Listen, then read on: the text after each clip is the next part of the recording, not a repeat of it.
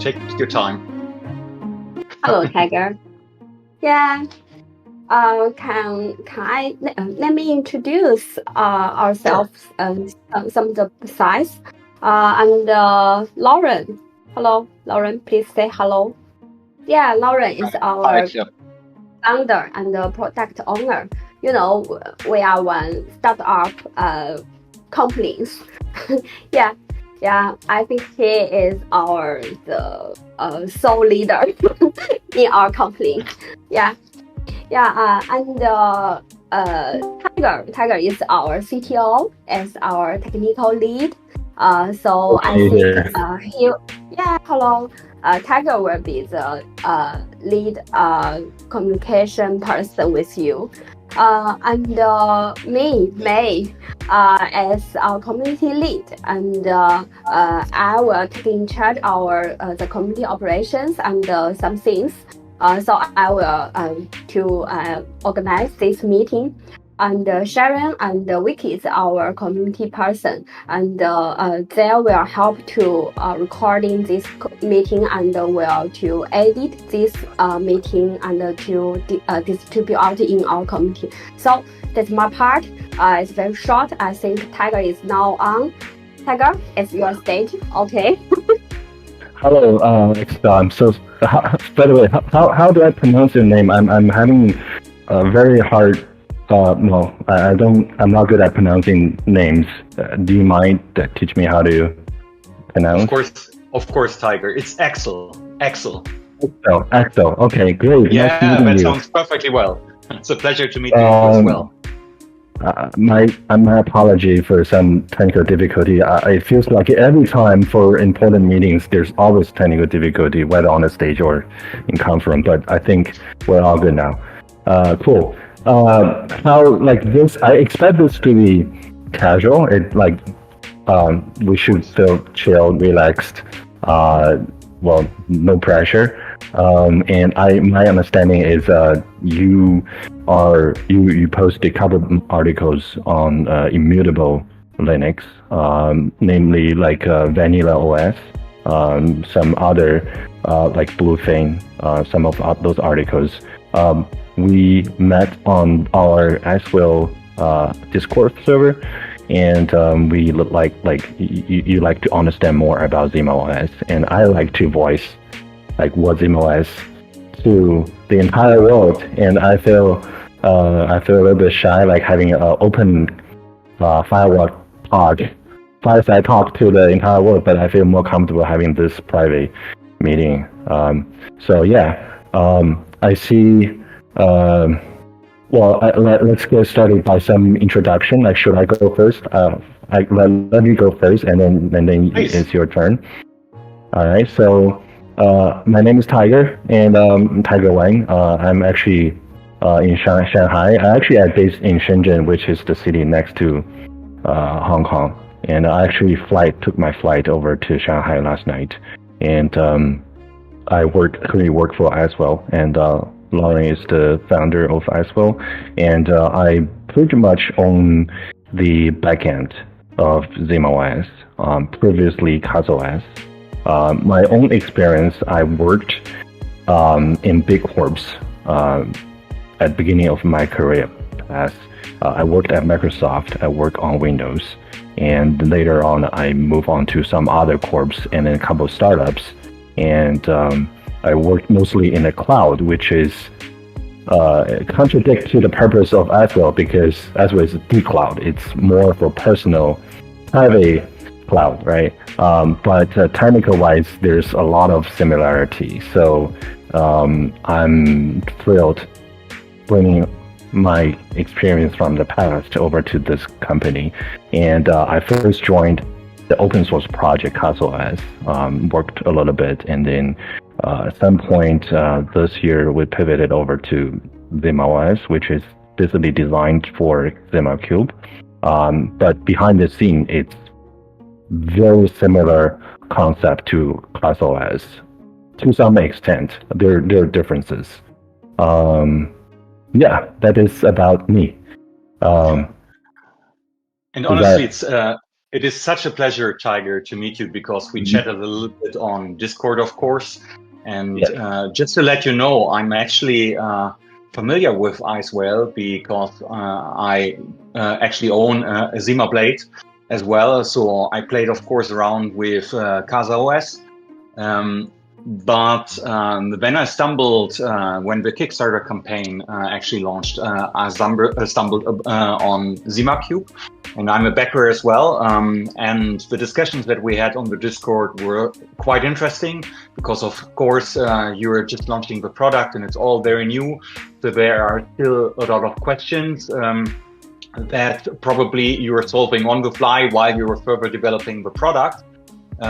So it's a very huge honor that you actually take the time to answer to a couple of questions that I have, and maybe they are as interesting for the community here. So yeah, that's it. And since you already touched a little bit of the operating system, I will rather concentrate on the software aspect and not on the hardware sides, because there are a lot of questions already asked around the hardware.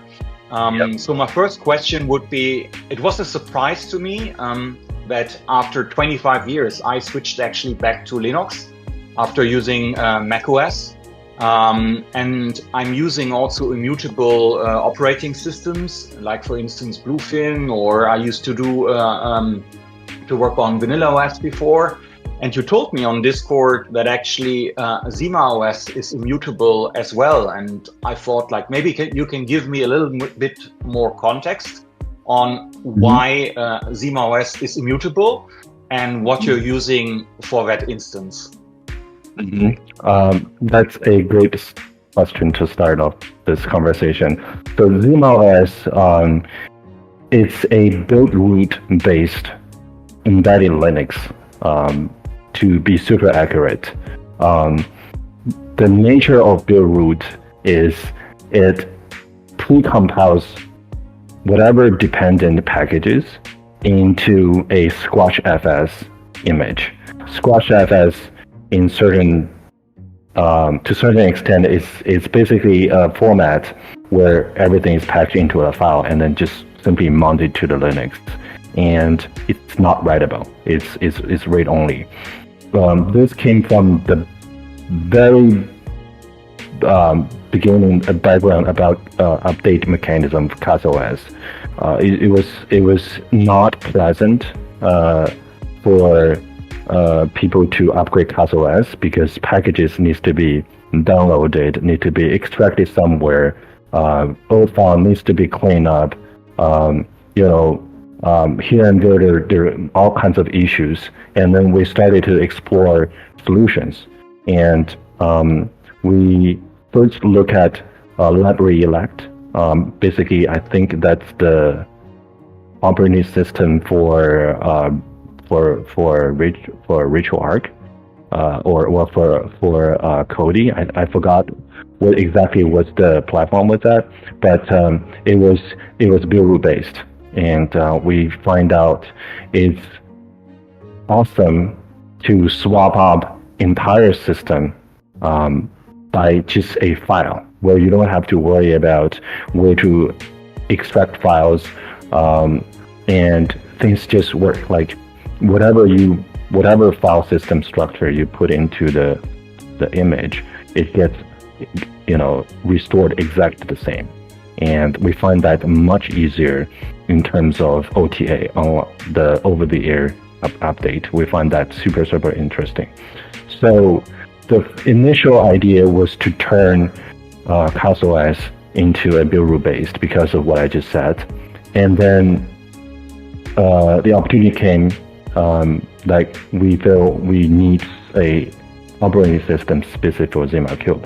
And so we took advantage that we were looking at the new OTA mechanism, and then just changed that, right? Just change the CasaOS, which is build root based, over to ZimaOS.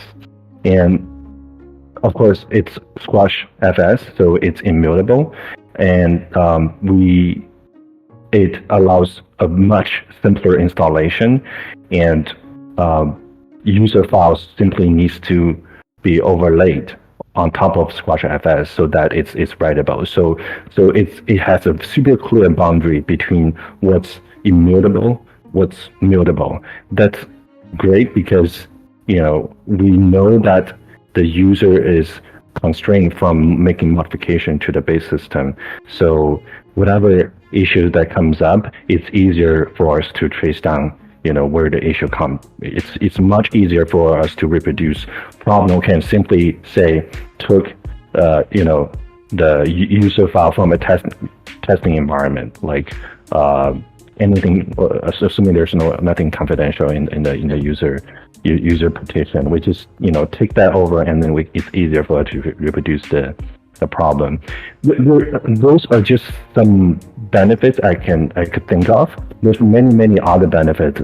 Like you name it, you use Immutable OS a lot. Like I don't think I need to go further. But that's the very technical-wise brief of ZimaOS.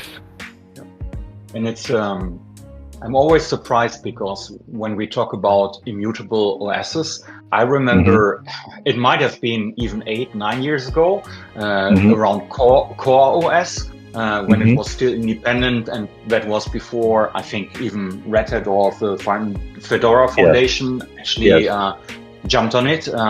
But it was such a new concept, and then I didn't hear about it for quite a couple of years. So is it that you use Squash FS because of the embedded architecture that you had before with Zima Blade, or what actually made you thought about that? Because it has to be, I think, like 2 years already that you took that decision for an immutable OS, or? Yes. At least 2 years. Yes, I like to clarify that immutability was not the main purpose we went after. It was a side benefit and not become the most important benefit. The initial thought was simply, something that's easy to be upgraded or over the air, OTA. We actually looked at, other than build root, we look at Ubuntu Snap. I'm not sure if you're familiar with that. The Ubuntu, the Linux OS, they have an version of Ubuntu called Ubuntu Core. We looked at that as well, but due to the nature that it is super commercial, and there's a fee, and then our nature is open source, so it doesn't really work together. We also look at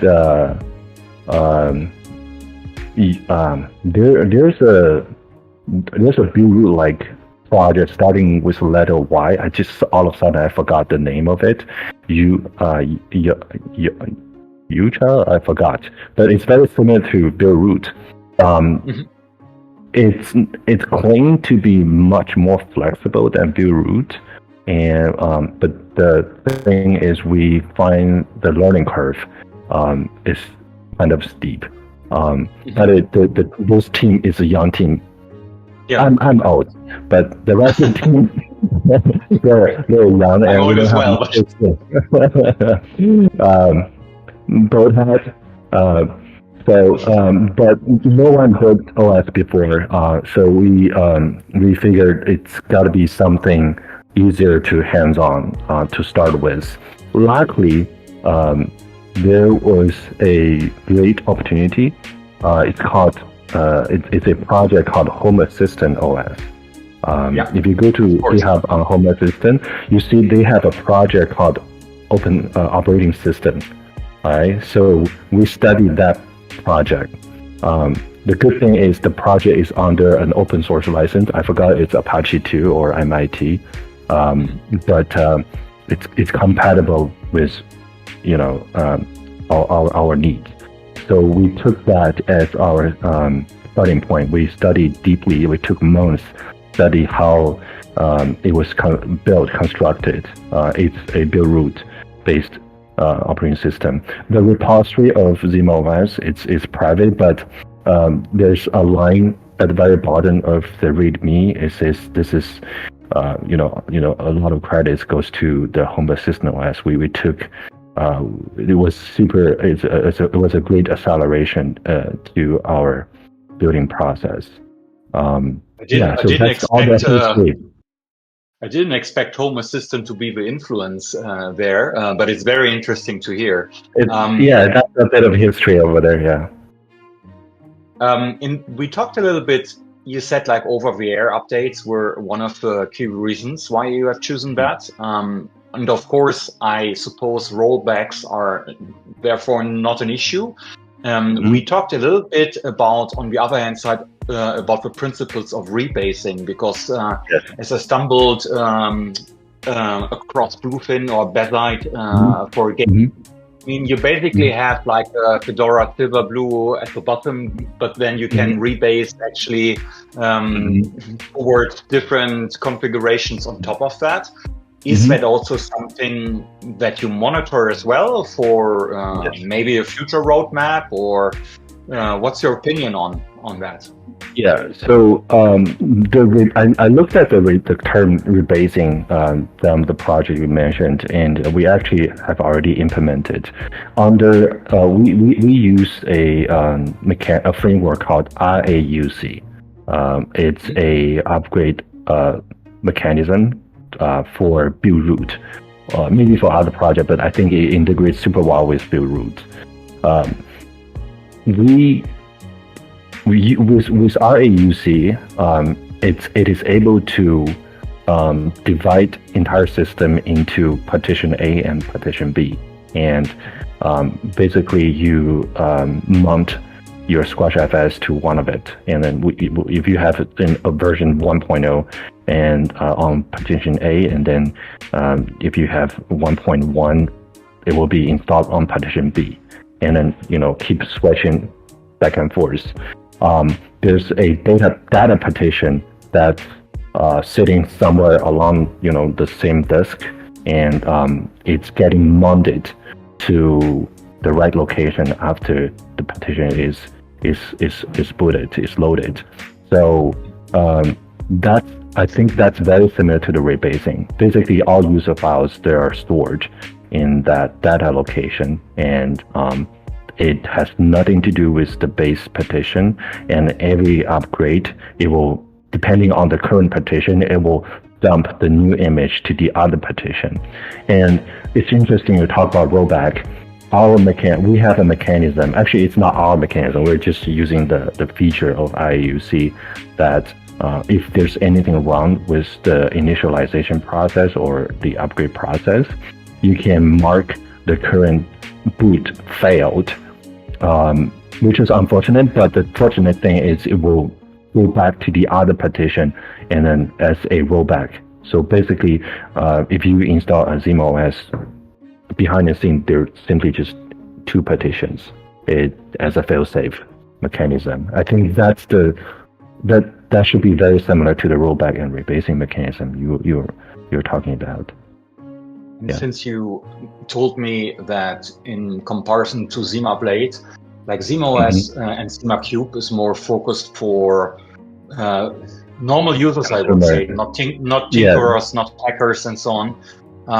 So is that fallback or rollback in that case, is that more or less happening automatically, or does the user have to do anything? Is there some sort of detection? Because it sounds really interesting on how you do that.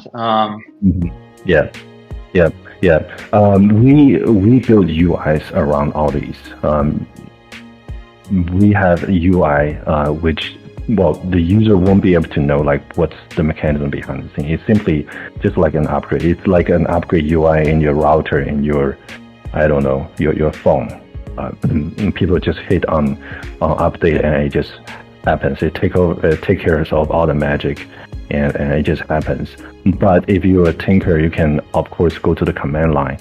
We actually provide a nightly build at the current stage. By the way, thankfully it was a great feedback from our community to asking about nightly build, and people can actually download the nightly build in RAUC format and then run the command line.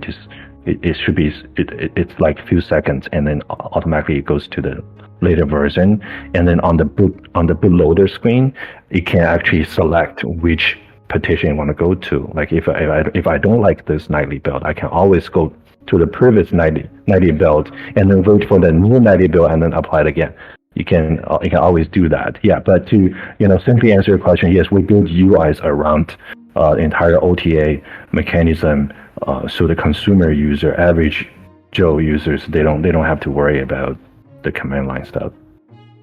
I mean, that's a good transition with dedicated UIs that you build. Of course, what I've seen within the videos and early beta versions is, like, for instance, also the feature around AI. And my question would be, I mean, what I've seen is basically two directions.